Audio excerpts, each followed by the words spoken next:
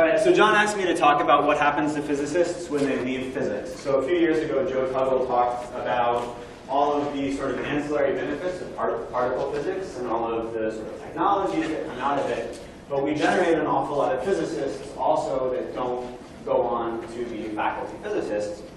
And so what happens to them? So I started on the Alice experiment, which John has worked on and has been telling me about for the past several weeks when I was 15, and I worked on it for 13 years. I was active in Higgs physics and the Higgs discovery in a different channel than John. And I worked on 2 different major subdetectors of Atlas for instrumentation. And so after that, I came to Chicago as a Fermi Fellow in 2014, just as John did. And after 2 years, I decided that I wanted to do something a little different. So I had a really fun time working on physics for a long time. I wanted to move on, and it's sort of a heart-wrenching decision because you've dedicated a huge portion of your life to doing this, and then you have to figure out what's next. And so traditionally, what a lot of people have done, and some of my friends have indeed done, is go into banking, because some of the math looks similar. But in the last, let's say, decade, or maybe a little bit less, there's been a large move towards not just technology, but sort of this emerging field of data science and applying these skills to sort of engineering type problems. And so most of my friends have ended up very happy. It's much less banking than it used to be. And I took a little bit of a curveball, and instead of going to sort of the engineering fields, I moved across from the Fermi Institute to the Harris School, but stayed in Chicago as a postdoc in economics. And so what I'm going to talk to you today is about gerrymandering and automated districting and the type of problems that a physicist can approach and the way that a physicist might think about a non-strictly physics problem. So I'm originally from outside Philadelphia. I was born in the 1st Congressional District, which is over here, and I moved out to the 7th when I was 2 years old. But when I was in grad school, my parents found themselves, again, living in Pennsylvania's 1st Congressional District. And so this is sort of your typical case of political gerrymandering that I would think of. 2 of the cases on this map are not strictly speaking political gerrymandering. These are racial gerrymanders. And then this is Maryland, where you have, again, gerrymandering. So what is gerrymandering? Basically, we all come in and we cast votes, right? And there's a certain number of people who vote in the election. And those people, after each census, get grouped into congressional districts. And those congressional districts elect representatives. And so the way that you draw the lines around groups of people in each state helps to determine who actually gets elected. So if we have 25 people voting, and we draw these lines horizontally, 2/5 of these people are orange. And indeed, in 2 of the elections, orange is going to win. And in 3 of them, purple is going to win. And that seems fine, because that's approximately, that is exactly the number of voters that we have. But of course, if we change the lines that we drew, now we have 3 purple, 3 purple, 3 purple, 3 purple, and 3 purple. And orange gets no representation despite making up 40% of the vote. Now, you could rearrange orange and they could live in a way that's more compact, and then they would be immune to this sort of just changing horizontal or vertical. But then you could just redraw the districts yet again, and you would end up with a situation where orange wins 1, but purple still wins 4. And so to look back to Pennsylvania's, Pennsylvania and all of these other states, what happens is the state legislature comes in and says, we want to maximize our party's seats. And so we're going to draw lines creatively to take, in this case, they got me started on this, my parents out of the district that they used to live in, and put them into another district where their vote won't count as much, so we can get more seats into the US Congress. And so my question was, there's got to be a way of doing this that's more fair. And so what I'm going to talk through today is a brief history of districting. I'm going to talk about some of the ways that we might imagine measuring compactness.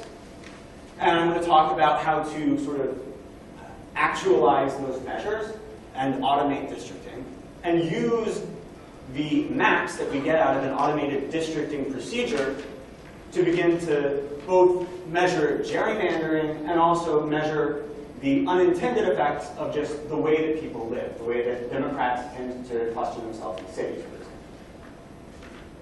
And so here you have just a single example where I run one of the algorithms, and you can see that you get, let's say clean maps. And I'm not saying that this respects every political subdivision, it certainly doesn't.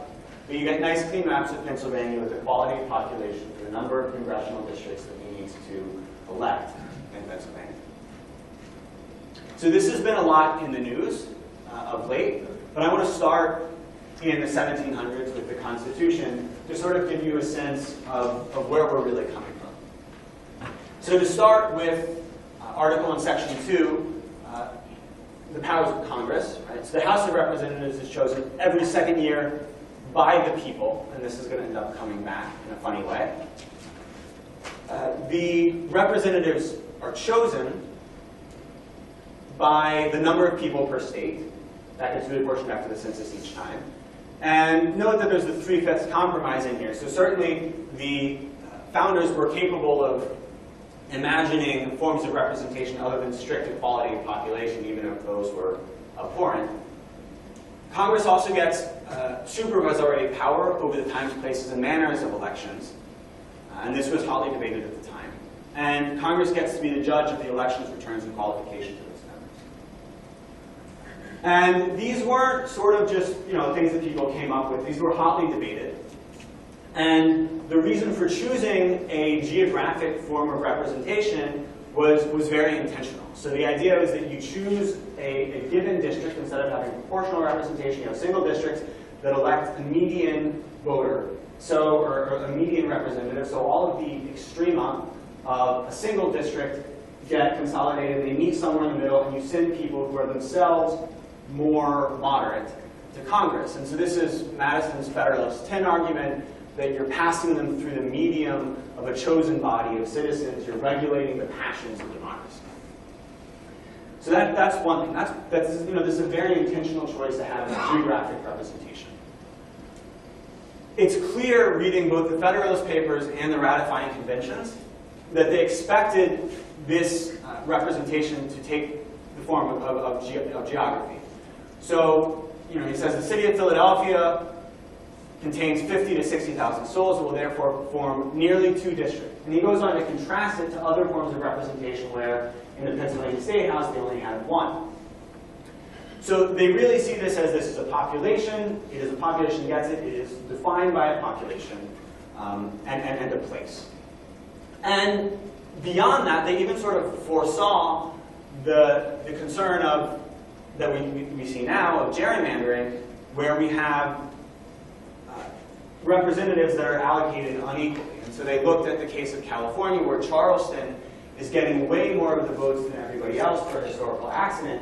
And they say, Congress has to be able to regulate the times, places, and manners of the elections to avoid this type of sort of inchoate gerrymandering from happening. So Congress has, in fact, used this power to regulate its times, places, and manners of elections. In 1842, 62, 72, 1901, 1911, they build up restrictions that the districts, the congressional districts, be contiguous, compact, and of roughly equal population. And so that's the 1911 Apportionment Act. You probably can't read it here, but on the slides you can. But then in 1918 and 1920, there's a historical accident.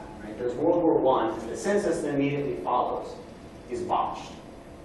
And so for 10 years, they don't reapportion. They've gone out, they've performed the census, but they've undercounted the rural populations. And so naturally, all of the representatives of rural states are incensed. They don't want to reapportion based on discounts their votes.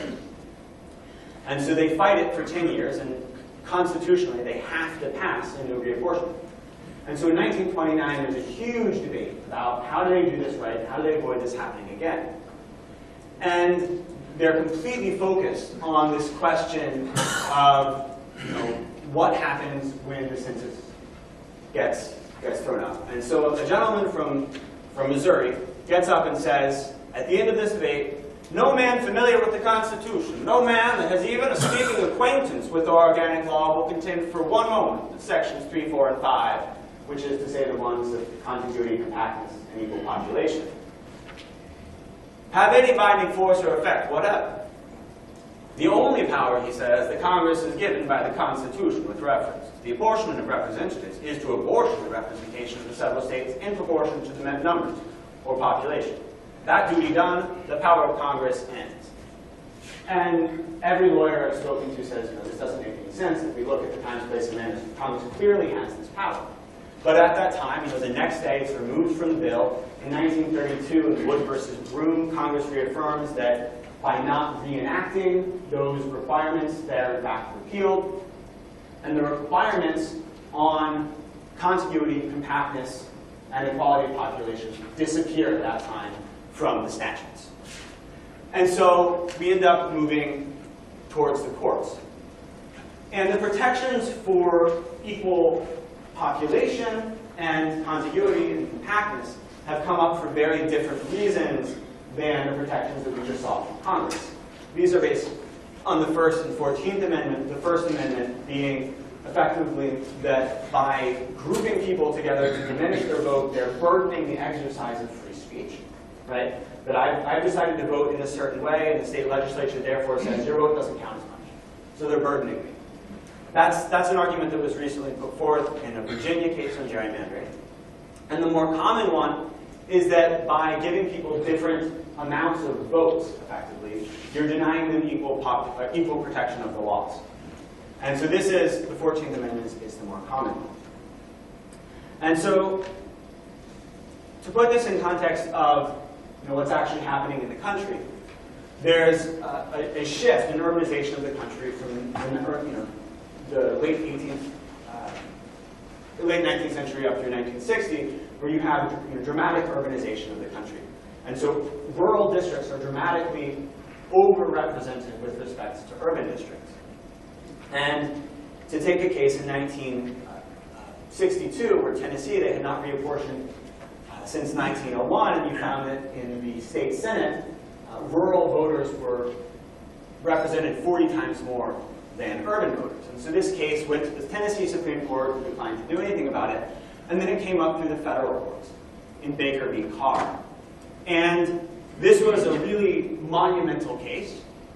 It came up in April, and the Supreme Court gives its decisions in May. And Potter Stewart, who had just joined the court, said, I can't decide this. It's too big a question. And so they said, all right, well, we'll hear it again in the fall, which is already a little bit unusual, or very unusual, let's say. And Felix Frankfurter spends the whole summer at his place in Quebec just gunning for a fight. Right? He wants to kill this idea that the federal government can inject itself into state laws. The fact is that the 14th Amendment case, although it looks like they have equal protection, privileges and immunities of the to privileges and privileges and immunities of citizens of the United States.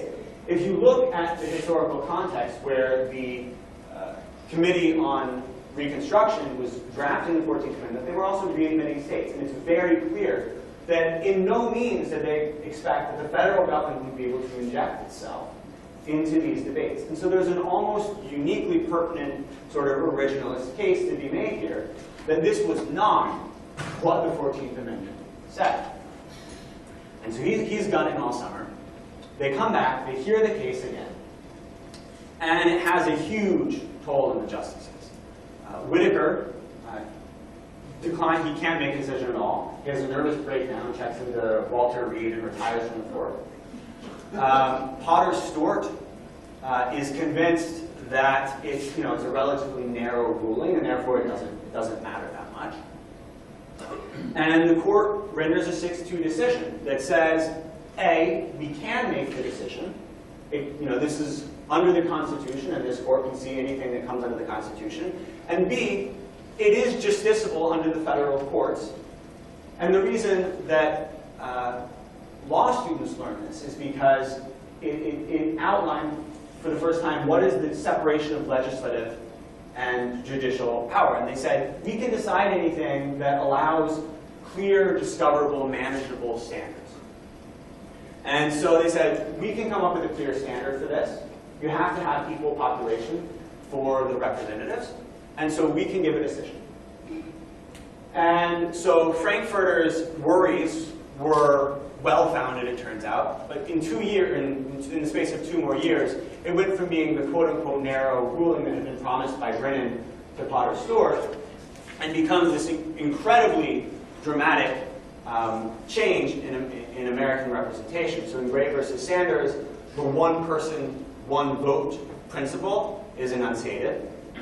In Westbury Sanders, also in Georgia, they say that US congressional seats have to have approximately equal population.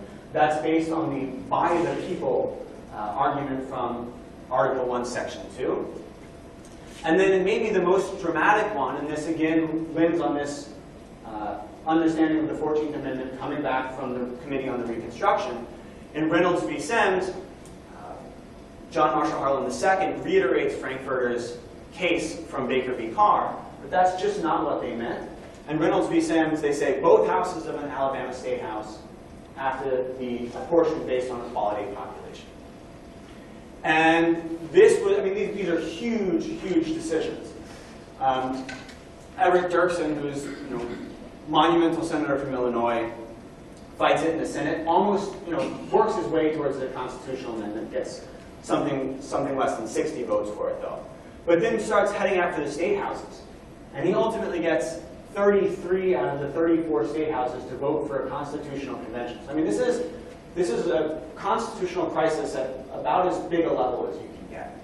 He dies in 1969, and his fight dies with him. And so we now have equality of population in representation.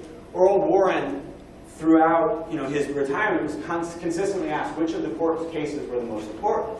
And he sat over Miranda, he sat over Brown versus Board of Education, and every single time he was asked, he said Baker v. Carr. So this is a hugely important set of cases.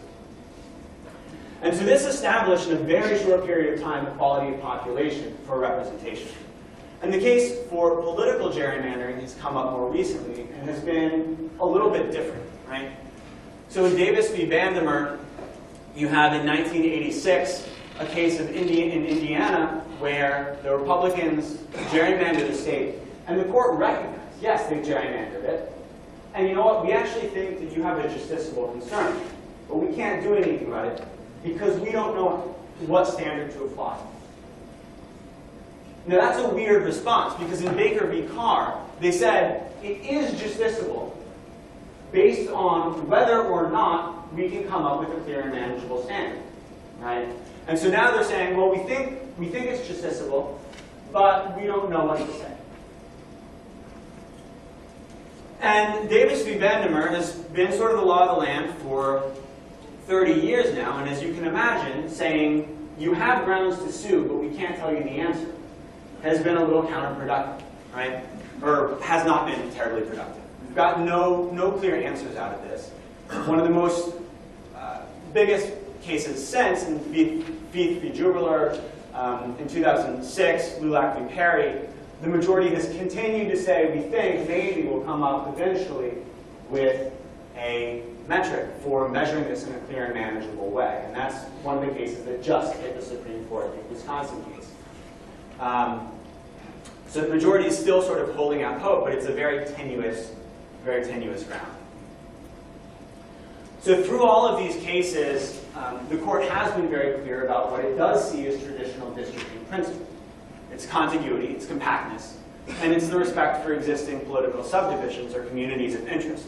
And these are exactly the things that that had been enacted by Congress.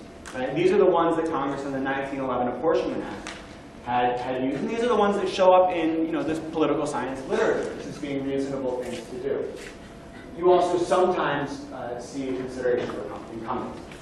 Now, I mentioned Voting Rights Act here, and I'm not going to go into voting rights today, the minority protections, those constitutional arguments are different.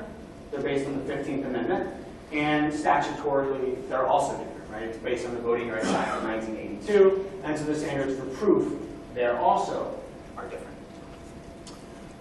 But they the voting rights cases give us a sort of view of what would the courts do if they thought that this was something where they could intervene in a political question. How would they actually go about adjudicating? So given this situation, there's been a number of proposed solutions for this clear and manageable standard. You have the partisan bias, which is how many extra seats one party would get if the seat share were 50%. You can imagine that's a little difficult because most states don't have exactly 50% of voters voting each way. You have an efficiency gap, which is the number of votes wasted by each party. And as I said, there's a law professor here in Chicago who has recently gotten that argument just before the court, just about a week ago. There's a competitiveness argument of we should have districts that are competitive, which is to say close to 50%. We could say, oh, well, somehow the district that's enacted differs substantially from simulated maps, but then we need to be able to define that. And I think, in fact, for all of the ones above, you also need to be able to define the simulated maps, because if you say, look, there's a partisan bias, there's an efficiency gap, you can point to the cities where Democratic voters are effectively very inefficiently used, right? You're winning by huge margins. And say, well, yeah, you're throwing away lots of votes there. But no one did it intentionally. This just happens to be how people did, right? So there are other cases where people suggest, both in the academic literatures and the justices who have been in favor of intervening in gerrymandering have said, look, we know how to do this in VRA cases. We can do this here. And that just basically hasn't stuck. And the other way of using just sort of judgment is to use independent commissions. And 4 states have done that. But it's very hard to get it passed for reasons that are maybe obvious. The majority party's against it. And other developed nations also use that strategy, using independent commission. So ultimately, you always have to draw a map. And I want to talk about ways that you can draw maps algorithmically, and what insight it can give us into voting patterns and the levels of gerrymandering, even if these are not necessarily enactable maps. Okay? So if we say, I want to come up with a compact solution, then we have a big question of what is meant by compact, right? It's clear that a circle is compact. And pretty much everyone agrees that a circle is the most compact shape. You have to tessellate the space, so maybe it's a hexagon, right? But a circle is compact. But which of the other non-compact things are the ones that we're worried about? Are we worried about elongation? Are we worried about tentacles? Are we worried about dissections? Things going in instead of out, like tentacle. Are we worried about a highly indented perimeter? All of these are things that have gotten sort of proposed as measures of compactness, of types of compactness, and operationalized into a dizzying array of various metrics that are all sort of mathematical descriptions of what it means to be compact. And the problem with having 20 different choices is no one can make up their mind. You have the courts, this is a Virginia district court in a recent case, saying it's difficult to understand what a transgression of compactness would even entail. Compactness, like temperature, falls along a range, and there is no professional consensus about what degree of departure from any more than 20 measures is enough to say that a district is compact. So when we talk about compactness, and we say that my parents' congressional district, or Illinois' majority of the 4th, I guess, is not compact, what are we talking about? Okay. So I want to propose thinking about removing the map maker and automating this procedure. Okay? So I'm going to talk about both election counterfactuals and also as a tool, though maybe not the be-all, end-all, of nonpartisan districting. And the promise is that we have an unbiased tool that doesn't care about party registration for generating districts and evaluating the proposed maps. So I create a population of maps of Illinois here. So in reality, I'll create thousands of maps. And then I'll say, okay, the electoral outcomes, the number of seats that each party gets, lives on some distribution. And how does our enacted distribution lie on this distribution? But the problem is that I could have drawn another distribution if I had used a different metric to create a different population. So I also need to create that population. Maybe that goes from red to the blue. So our distribution is very different from the simulated distribution on one metric, but not on another one. And so by operationalizing all of the different metrics, we can ask the question, is choosing a metric effectively just a political choice of which type of map we would like to get? You can imagine looking at Illinois, the way that we divide Chicago and how much it's spread into the rest of the state is going to determine how those Democratic voters effectively are spread out and how efficiently they're used in elections. And so in order to begin to use compactness, as it was defined in Congress and as it has been paid lip service by the courts, we need to better understand the definition and how much the choice of which definition matters. So here we are. What good is compactness? Which comes down to a number of subsidiary questions. How do we define it? Can we implement it at all? What are its effects? And are all the definitions equivalent? Does it matter at all which one we choose? There are good measures and there are bad measures. And I'm going to focus on good measures, and I want to tell you why the bad measures are bad. There are some things that, from pure physics arguments, we would say are bad measures. A circle, if you measure it in centimeters or meters, is not more or less compact. And this is basically what we mean by scale invariance.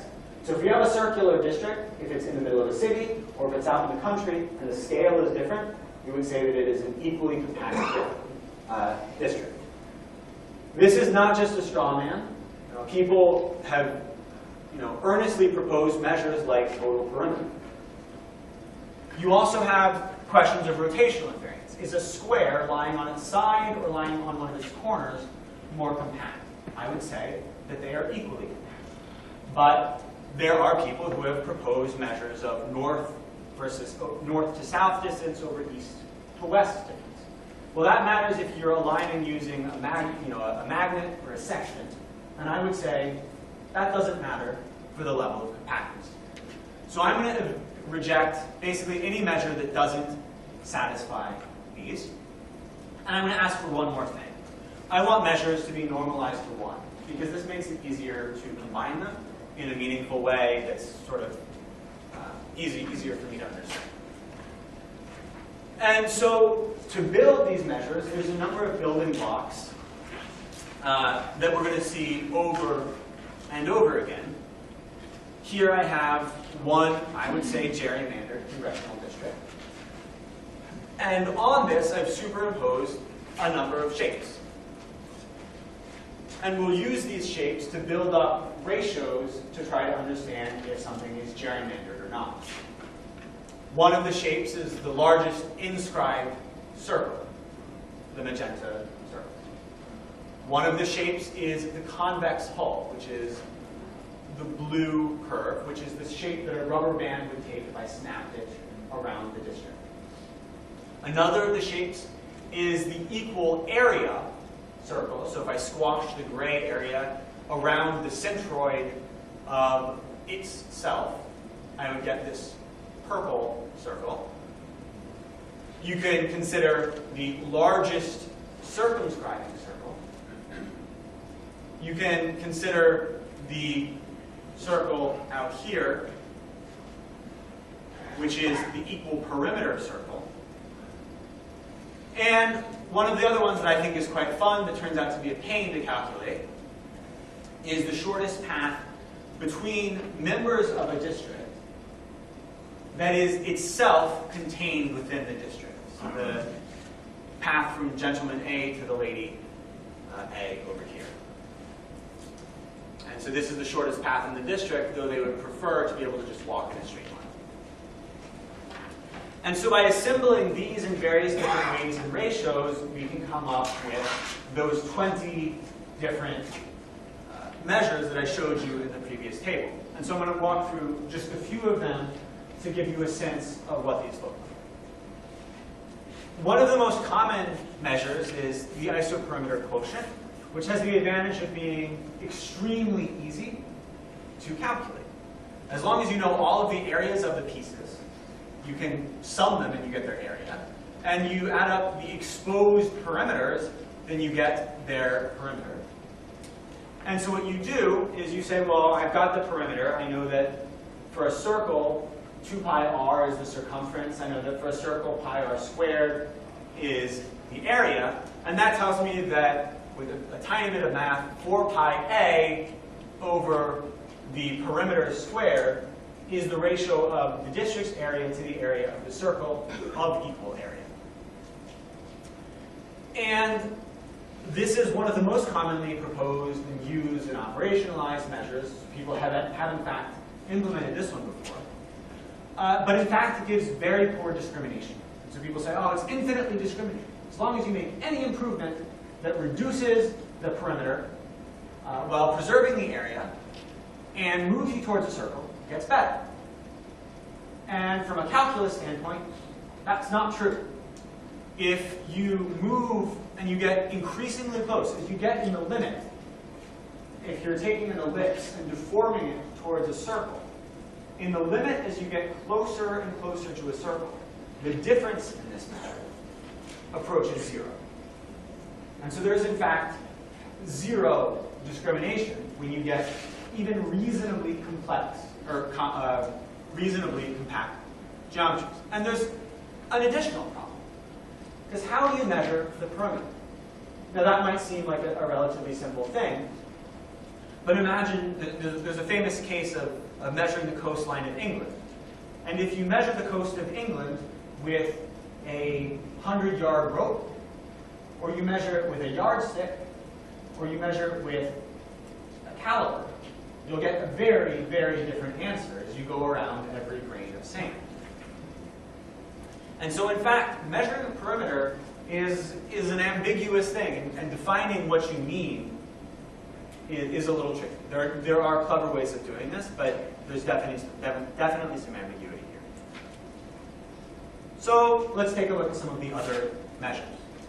You could look at the inscribed circles, which is the largest circle, and it's that you can fit in the district, and then you look at the ratio of that largest circle to the district as a whole.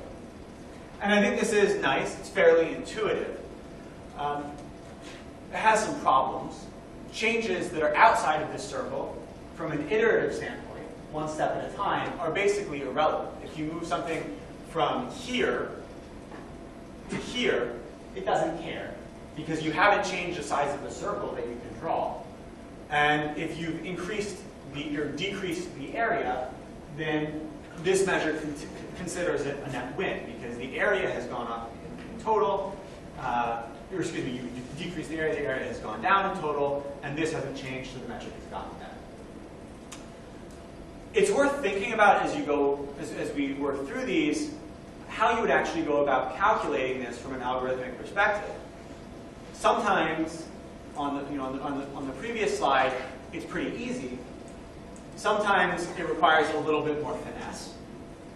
And in this case, what we have to do is figure out what's called a Voronoi diagram, and there's some more math that you end up having to use and using fancier libraries that are now commonly available, but it gets a little bit fancier. And so basically what we end up doing is calculating all of the minimum, all of the points that are equidistant from their closest points. And we choose the one of those that is furthest from any point. And that's the algorithm that we have. Circumscribing circles, again, this is sort of the inverse of the previous one. We're looking at the smallest circle that we can fit around the district. And we're looking again at the ratio of the area, though this time it's flipped. This time the district's area is on the top of the fraction. And here again, we have an algorithm that has been built up. I think this is one of the more beautiful results in computational geometry. This was long thought that this would scale in complexity as the quartic, say into the fourth of the number of points. And in fact, it turns out to be linear in the number of points. So this is a really incredible result. And there's a guy at ETH, which is where Einstein did his degree, who's been basically working on this algorithm and only this algorithm for 15 years to make it fast enough that we can use it in a situation like this. Right? So everything that I'm going to describe for you is dependent on a huge, renaissance in computational geometry and solving this type of problem that was used for computer programming, for GUIs, and also for video gaming. So there's another metric. There's the exchange metrics. There's the overlapping area of proportions of a district's equal area circle that overlaps the district itself. This turns out to be a very effective measure. I think it converges much more quickly than a lot of the other ones, and it's very fast to implement. All you have to do is calculate the distance with respect to the center and ask if it's less than the radius of that circle.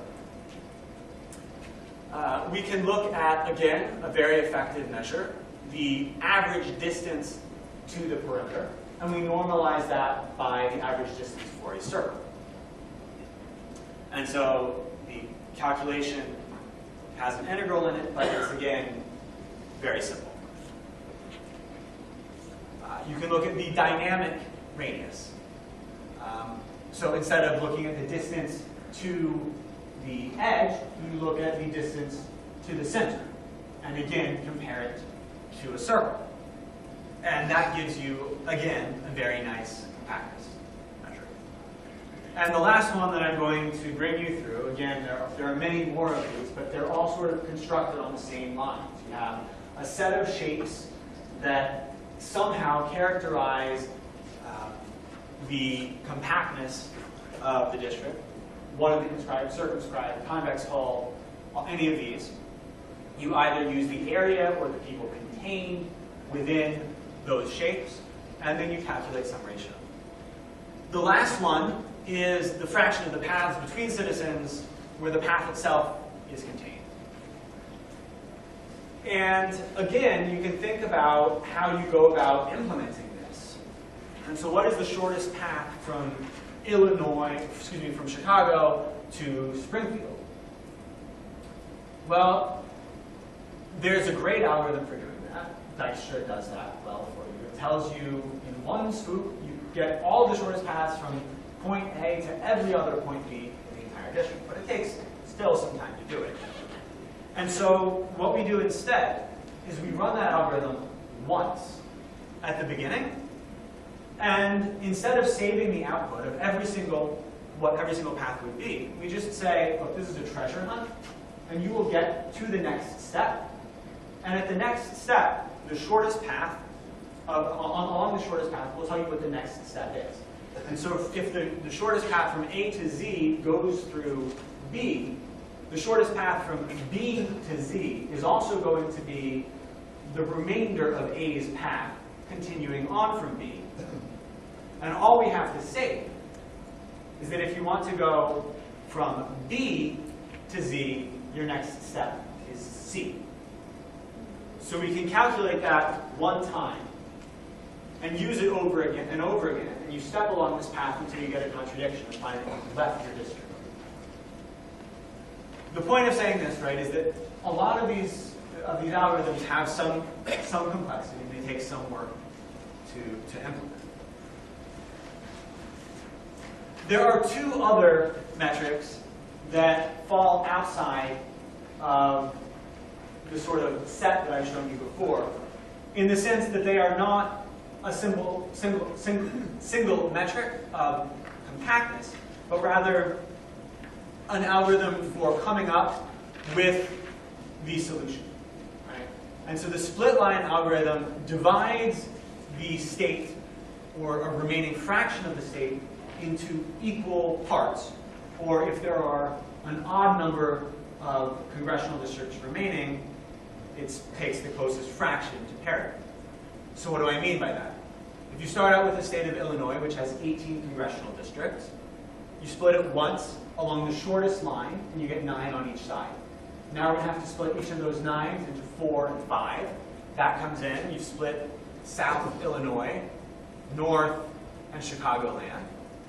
You split the 4s and the 5s again, the 4s and the 5s again, and now you're left with one more split that you need to do, and this gives you a pretty equal partitioning of the space. These are nice convex shapes for the state, and you've got pretty good equality of population. This is useful because it gives us an initialization, a point from which to start on evaluating some of the other metrics. One of the other ones that I like is called power diagrams. And so what a power diagram is you have a number of points arrayed in space, and you partition the space based on what is the closest point to a given test point. So if I'm here, the closest point is this blue dot. If I'm here, the closest point is this one. And so if you look at this plane globally, every single one of these black lines is running perpendicular to the bisector, to the line between 2 points. So here we have a black line. It's running perpendicular to the line between these points. It's bisecting it. Here we have 2. Here's the black line that bisects it. Here we have 2. Here's the black line that bisects it. And the problem is that if you look at this, we're ending up with wildly different areas. And if we were to apply this to a state, we would end up with wildly different parameters, or excuse me, populations. And so we have to modify it. We just subtract off a certain number, and we use distance squared. And that allows us to iteratively change how large each cell should be. And then we also update the centers of each one, moving towards their center, their centroid. And that allows us to just throw seeds at the state of Illinois, and we get these nice sort of convex polygons also. This is another way of starting out. I have other initialization strategies where I start not with perfect equality of population, which is basically what you have here, but with unequal populations, and I just iteratively step towards a solution. So the nice thing about the power diagrams is that it converges almost every single time. And so what's interesting about this is I've run many, many seeds here. I'm showing you 10. But although the colors are different, the maps, there's only 2 maps that come out of this. So this actually converges to a very small number of maps. For the other metrics that we talked about, that's generally not true. And the optical partitioning is, generally speaking, not computable. This is quintessentially what's called an NP-hard problem. And so what we're going to have to do is iterate step by step towards an optimal solution. And so how do we do that? Well, first we need to have the cells that we're going to iterate over. And so we get those geometries from the census. But even with those geometries, we can't start. There's 2 things that happen. One is if we want contiguous district, well, we need to figure out what to do with a state like Hawaii or Maine or the Channel Islands of California or the Florida Keys. We have to connect those somehow so that they're contiguous. And second, there are lots of enclaves. Census tracts consist of 3,000 to 5,000 people. And a lot of the time, they're fully contained in a larger rural ring, a sort of donut around the town. And if we want to preserve contiguity as we go step by step, we cannot move the donut without moving the ring. or excuse me, move the donut without moving the jelly.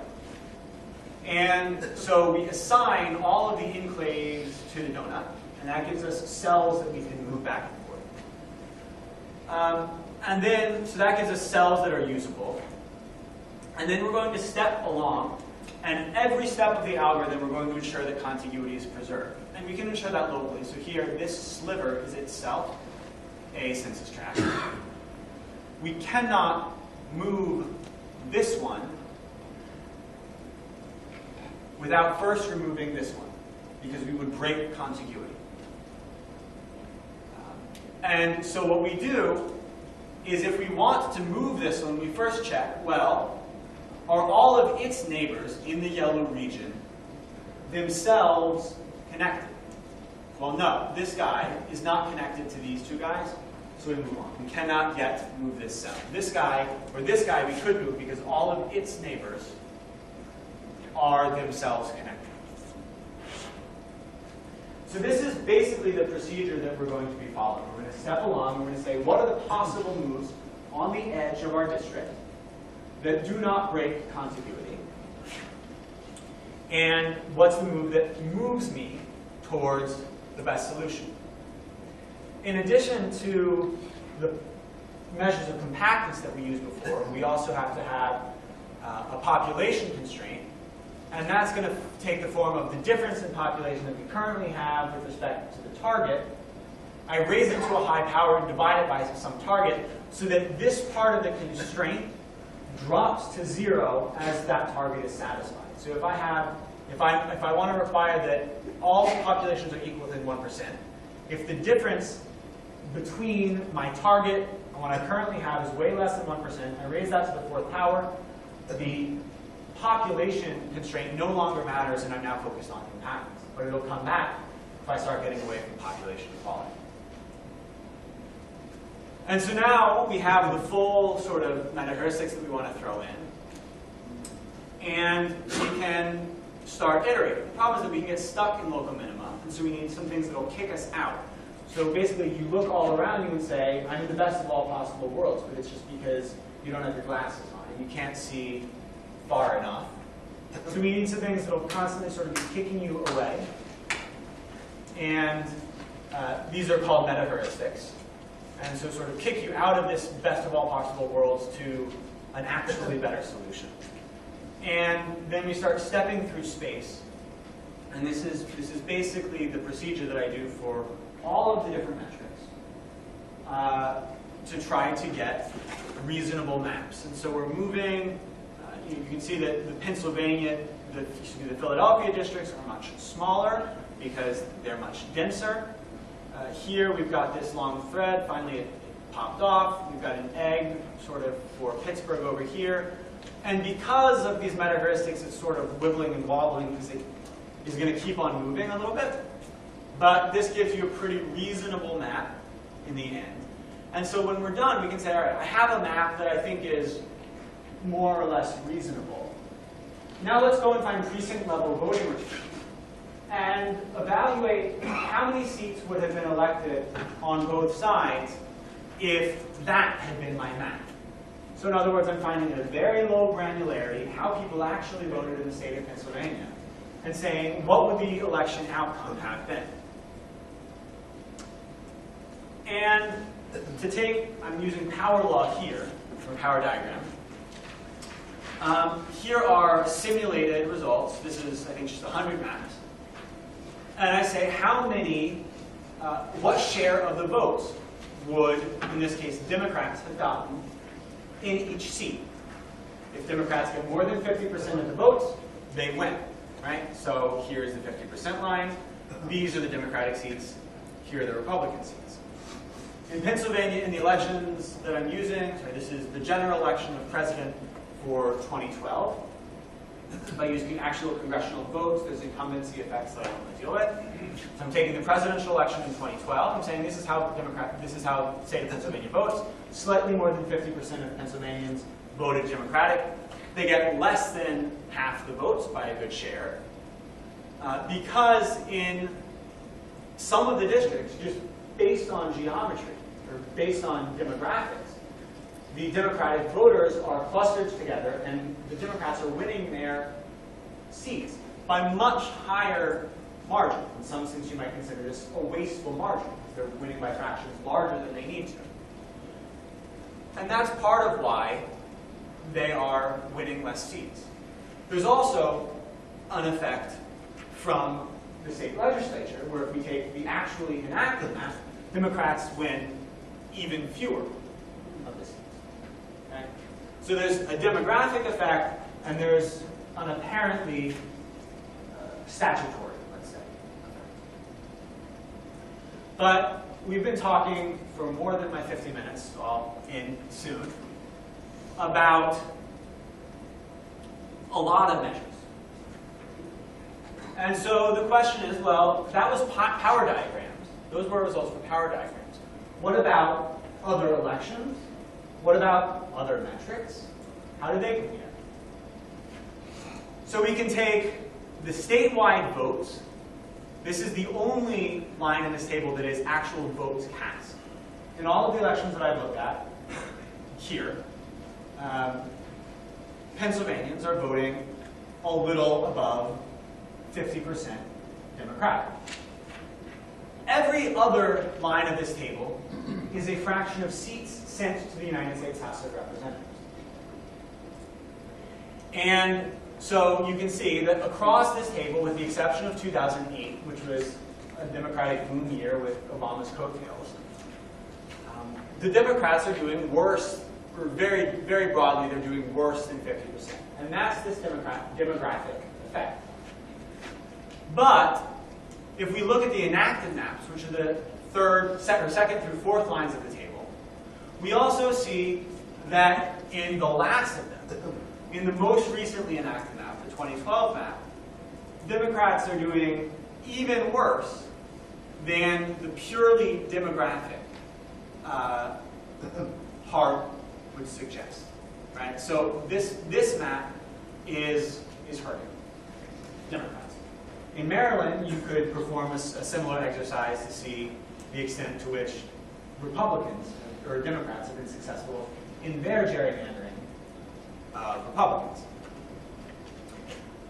There's two more things that I'd want to pull out of this. One is that there's very small changes in the number of statewide votes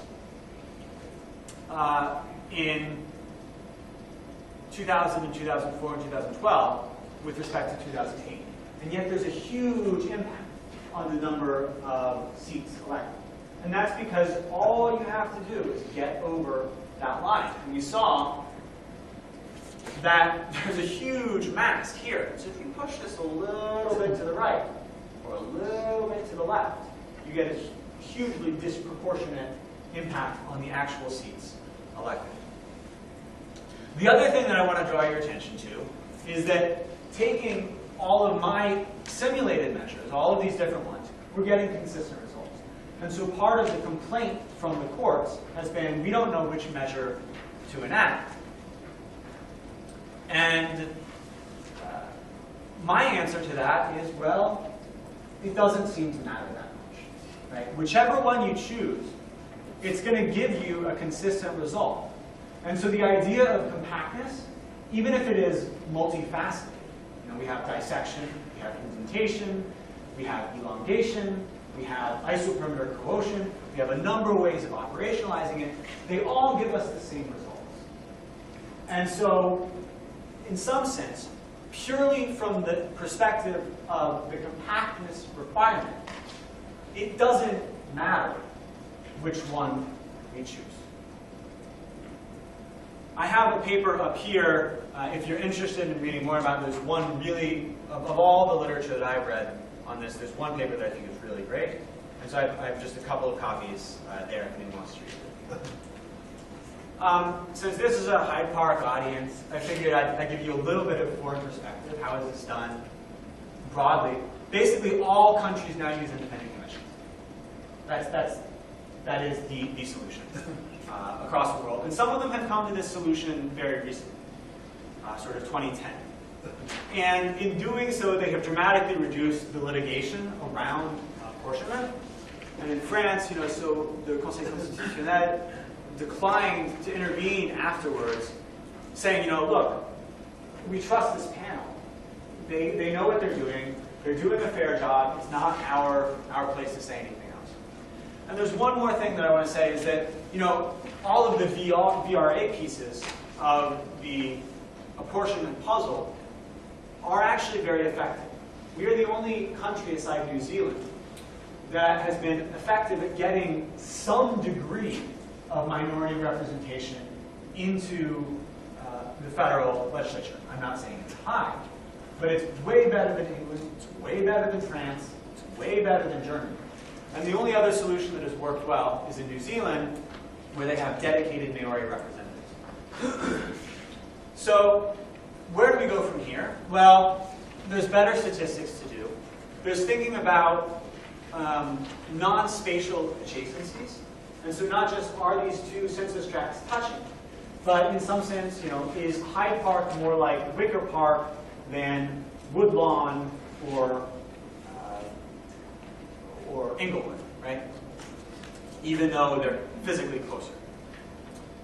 And so you can think about that from a perspective of where do people use amenities in the cities and which amenities are they using.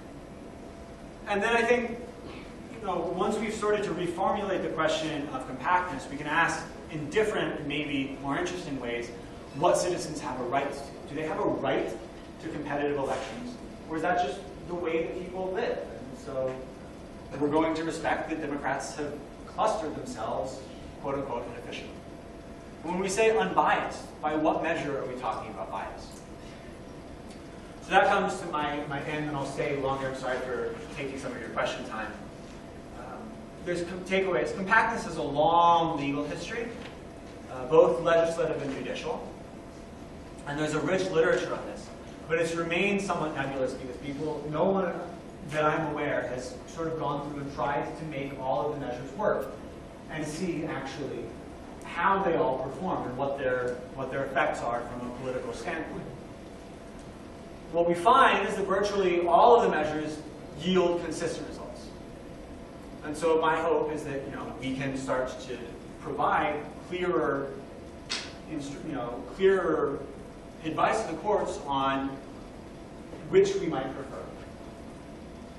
And using compact maps, we found that both the voter allocation and the legislative prerogative affect the levels of representation. And so from the topic that John asked me to start with, hopefully I've convinced you that there's a great variety of projects and areas that are possible and approachable with the training in physics. So thank you, and I'm open to your questions.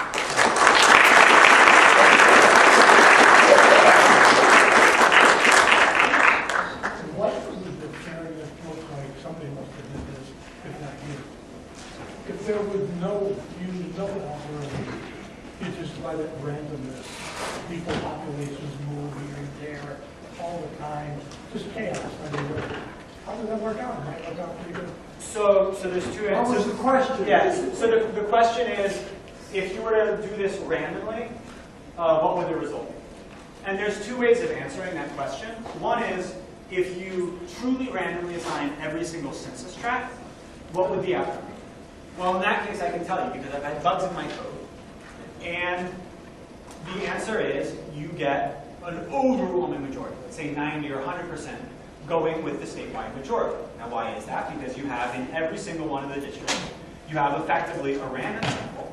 And so if 52% of the state is Republican, and you randomly sample that 52% 10 times, every single one of those is going to be pretty close to 52%.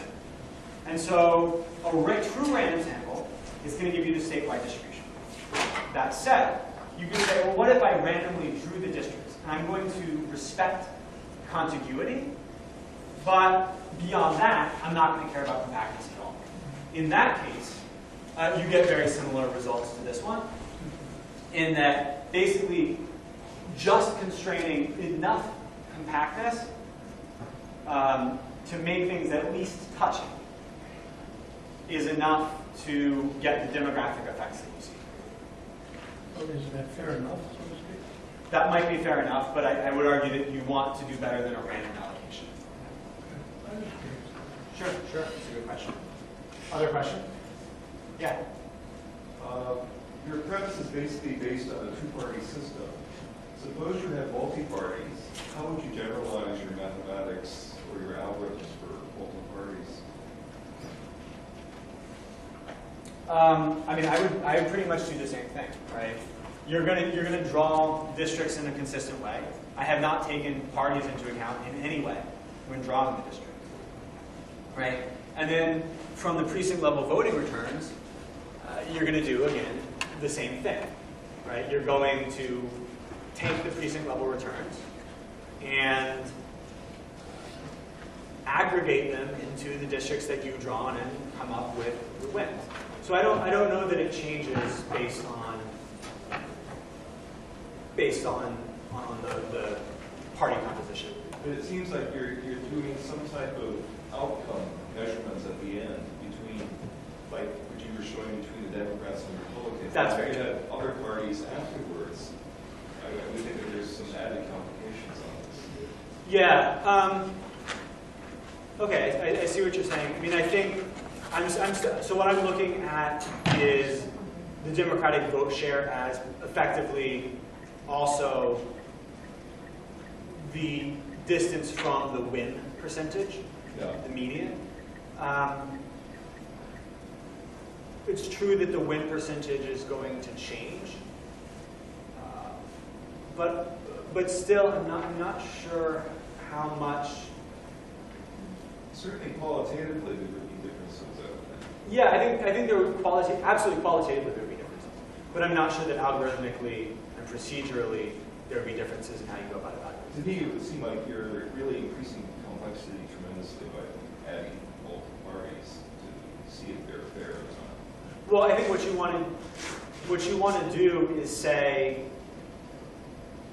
is one party getting substantially more seats than, let's say the party that controls the state legislature? Are they getting dramatically more seats because of the enacted map? And so you can basically look at that party's vote share. It's, because their vote share is always going to be, if they get more than all of the other ones. But it seems that in our democracy, Yeah. a lot of the other parties are getting short shrift because they're not even counted, it seems like. Well, I think what you're getting to there is a question of proportional representation, which is beyond the scope of what I'm doing, right?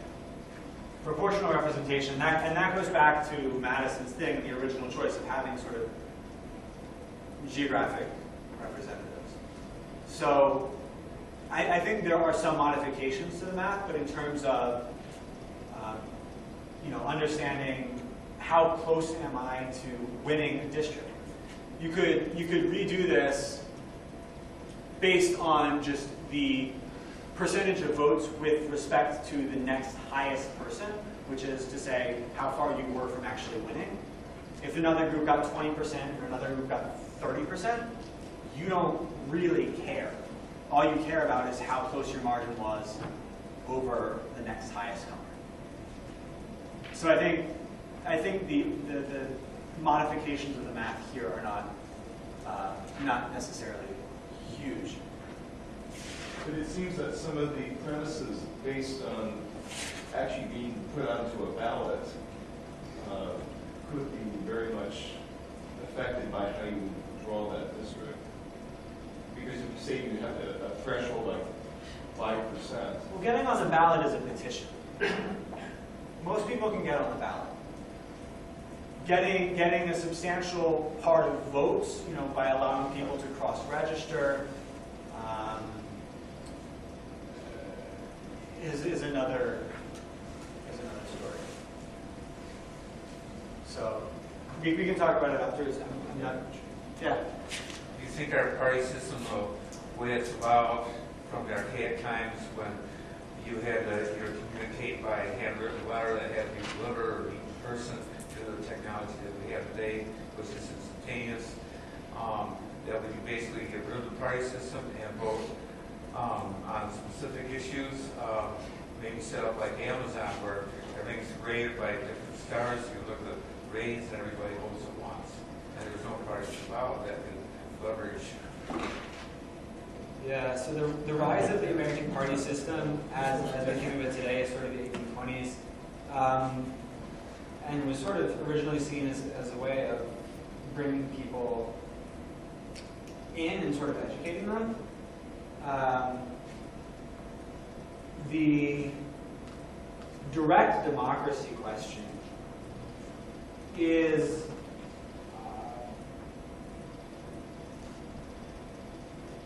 that's exactly the type of controlling of the passions that Madison wanted to control in Federalist 10. And it's not clear that we've gotten better, more moderate representatives by choosing them at a geographic level.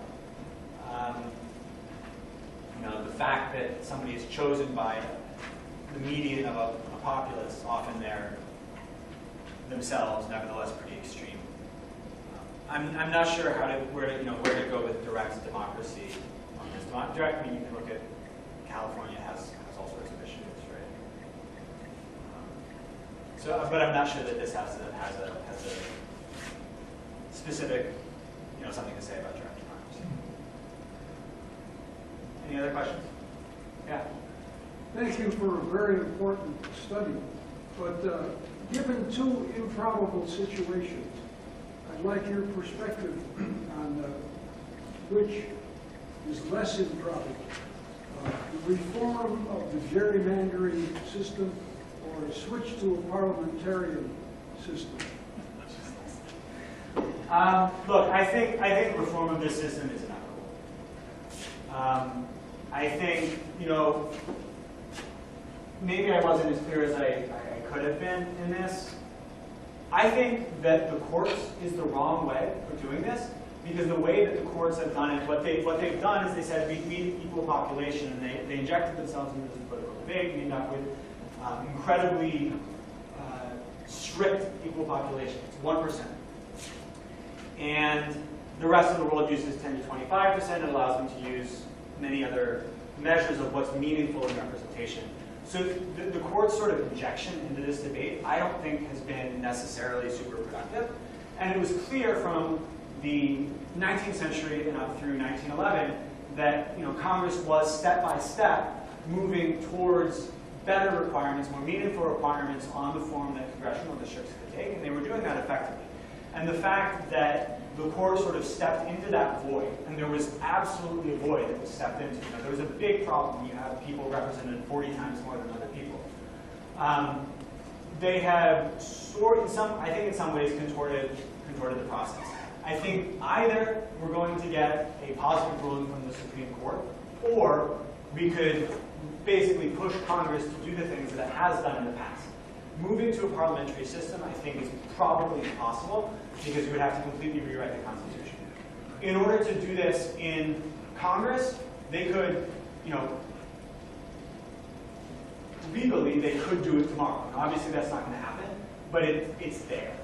The courts have taken 30 years, but there's a log at their door trying to get this through. I don't think that's the right method, because in a lot of ways, this is a political question, and it ought to be responsive to how people want it. Shouldn't be voted by the courts. So I think we're likely to get a solution to this. I hope it comes from Congress, personally. Yeah?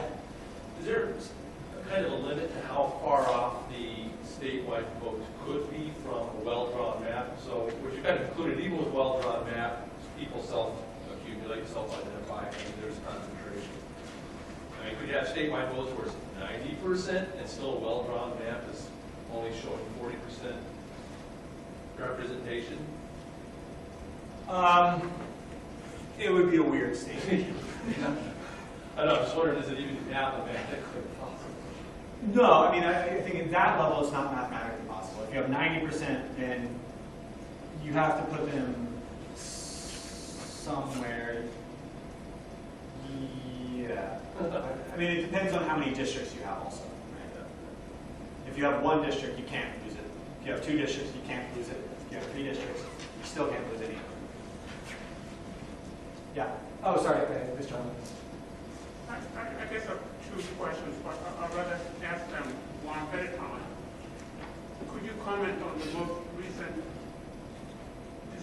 by the North Carolina case and what impact? I don't know Impact that. toward the, okay. I'm sorry, I don't know the North Carolina case. I know the Virginia and Wisconsin ones. Okay, then I guess the second question is really, I'm just being pragmatic here. I mean, Yeah. 2018 is right around the corner. Yeah. Go on, sorry, I just wanted to, I need to check the notes. Sorry. That's okay, that's okay. And given that a lot of these rural people who voted these leaders in the White House now realize the danger they got into, the ACA is being almost taken away from them. How likely, given the politics behind it all, how likely is it that the Republicans could come up with a strategy in a way that they say you're out, but somebody else can still maintain the over-representation from rural population? Sorry, I'm not sure. Sorry, what's the question? How likely is it that The Republicans. voters from the rural areas who voted on nothing but ideology, are they likely to repeat it again, depending on what states we're talking about? And that's a good question, and I don't know how to answer that one. I mean, there are a lot of really good books on this. You can look at Hillbilly Elegy. You can look at Stranger in Their Own Land. That sort of go into the sort of sociology of what's going on in those decisions. Okay. And I think that's probably going to give you a better answer than any mathematical answer. Right? But politically, do you think they're scared enough to a point where they're going to reach it again? I hope not. Okay. Yeah. Probably not practical, but if they're all pretty close, and there's like, what do you got, 10 different formulas you can 20, use? Then what about the whole country's mandated, all the states are mandated, to use a rotating, where each formula is, and it's so random that it all evens out? Well, so I guess I have two answers to that.